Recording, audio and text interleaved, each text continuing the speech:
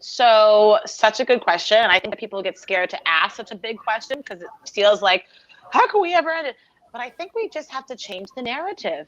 I think we Hmm. have become so disconnected from our food sources, like Deanna was saying, from kids to adults. Even we go to the grocery store and we don't really realize that, the Roundup that's been on our soil for all these years is contaminating our foods, has killed our soil. So the food that's growing is less nutrient dense than if we were growing our own food and eating locally. And so being more intentional about our food sources and choices, just as a country, as a people, I think is a great first step.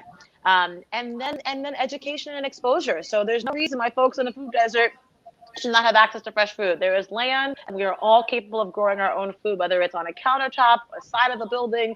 If you have landscape, flat land, that's of course our preferred growing method. But just really changing that narrative and the scope of our food being grown by other people and it not being our responsibility, that we have a role um, to play in our own health.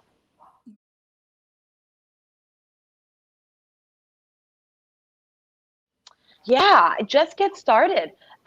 Follow any gardener you can find. I mean, there is people who say, I don't have a green thumb.